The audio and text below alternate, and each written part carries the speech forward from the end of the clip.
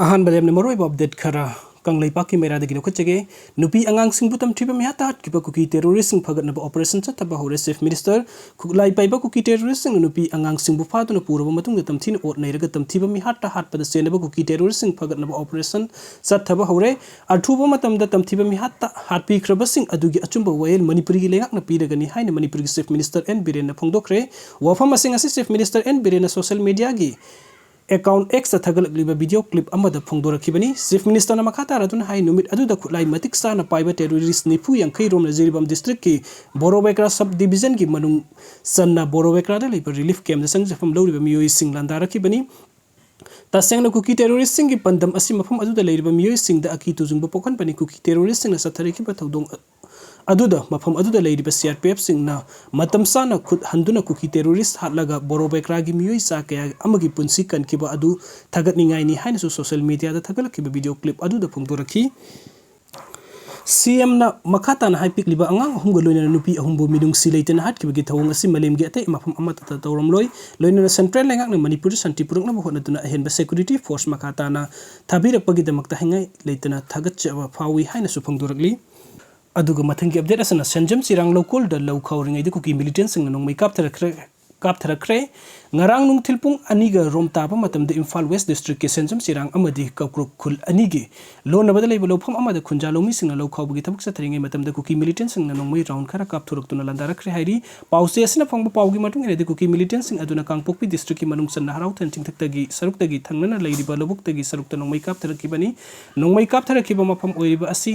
National Sports University Harautel nakna leiriba Harautel ga thangnaba singsang parengda saduna leiba bunker mafam adudagi kuki militant sing na nongmai kaptharakibani sawrakna nongmai round taraga manga rom kaptharakpa aduda lawkhaw bugi thabuk sathakiba longmi sing da sok apan diyaw khide adubu nongmai kaptharakpa aduna maram oiraga longmi sing makata na lawkhaw bugi thabuk sathaba ngamdana lawfam dagi sengkhatna rakre hairi loinana manak nakpada leiriba Manipuri rifles ki kangbuna su kuki militant sing gi maikai tamna nongmai round khar su kapki masigi matung da amuk hana kuki militant sing na nongmai kaptharakidre hairi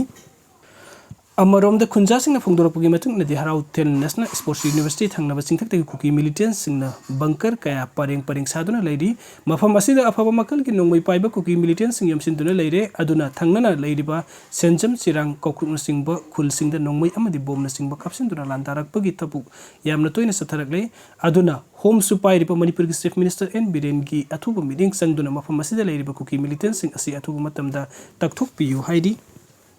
aduga mathangi update asna lambi pakthoknaba sing kakpada bom pokhairakpagi sinmi ama sire national highway kuntraga taret infan jiripam lambi paringi nung dalan maya sinam amadi senjam khulgi anilo na bada lambi pakthoknabagi damakta bom sizinadun nung kakpagi thabuk sathabada bom na panduna sinmi ama sire hairi laikhidraba sinmi adugi maming Salimun Haq sahi kuntraga mapan apokpa Islamuddin kawi Assam ki kasar dagini hairi hauzik lambi pakthoknaba sing kakpagi thabuk tawriba Ganpati company asina gisin mini asibak sang adunga si Imphal da pukre hairi lambi paktok na basing kakpagi thabuk sathaba adu da singdagi nungna singba kaya kin tharapodagi lambi saruk phumjin khibadagi lambi sathok chasin tawduna gari kaya panduna leiri ngasi numinung ba matung phawada lambi da phumjinduna leiriba nung amadi leibak na singbo lothukpagi akan mathabuk sing sathaki ngasi numdang oiram phawbagi manung da lambi singdokpa loiduna gari sathok chasin tawba yaragani haina khangalakle